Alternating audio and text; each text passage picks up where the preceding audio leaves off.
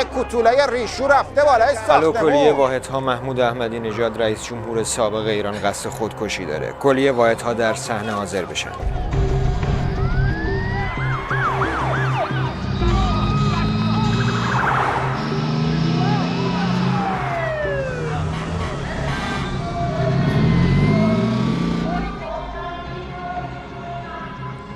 السلام و السلام و الاسفندیار المشایات و المقام العظما دون یدی. شما از ساعت چند اینجا اینا؟ 7 8 9 صداتون نمیاد. مخلص آقای رئیس، مخلص آقای رئیس. بپر دیگه، بپر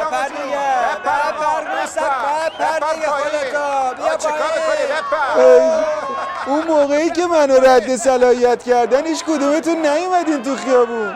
حالا که میخوام خودم رو از این بالا پرت کنم همتون آتیش به اختیار شدی؟ بله. چرا نمیپری پایین؟ بابا اصلا کی خواست بپره؟ من اومدم این بالا که از بالا مدیریت کنم. زنده باد بهار، زنده باد چنار، زنده باد خیار. آقای محترم، سوال ما از شما اینه که شما چرا تو کشور خودتون نپریدین؟ چرا اومدین کشور ما رو به گند بکشین؟ 2 کلمه هم از مادر عروس. آبو بریز همونجا که میسوزه. این سوال من از شماست. شما با برجامتون کل دستاوردهای منو به باد دادی. بعد اون موقع نمیتونید ببینید که مردم چجوری دارن از من استقبال میکنن. من همین الان یه بچه رو بغل مادرش دیدم که داشت میگفت محمود. بله برو آقا جون. اوکی گرفتم، کلا مخ تعطیله.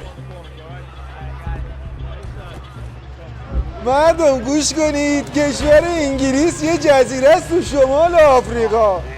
نور چشم آقا، معجزه هزاره سوم، تنها شانس جمهوری اسلامی کی بوده؟ من بودم که آقا این شانس از دست داد. بذار اینقدر رد صلاحیت بکنن که صلاحیت دونشون چی؟ پاره بشه. بله بابا بپر، کار داریم، میخوایم فیلم بذاریم تلگرام.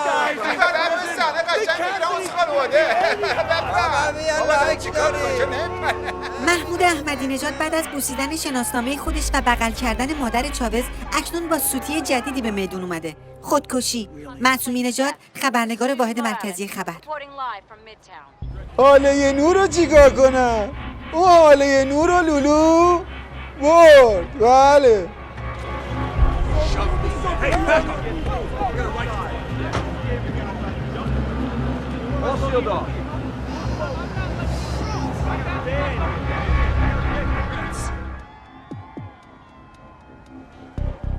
Let's go. Tick tock. 5. آقای احمدی نژاد این چه بساطی درست کردید؟ تمام شهر رو به هم ریختید. اگه میخوای بپری بپر دیگه.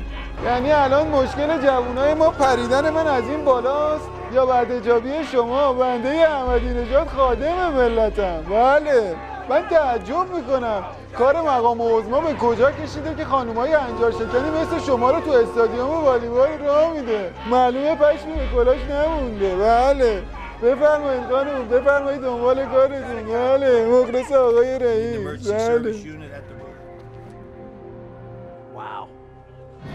نظر حضرت آقا اینه که برای حفظ مردم سالاری دینی شما بپری بهتره.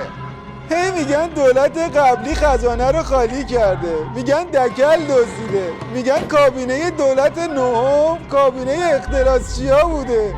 بیا بابا اینم پول، همه چیمون که به فنا رفت، اینم روح.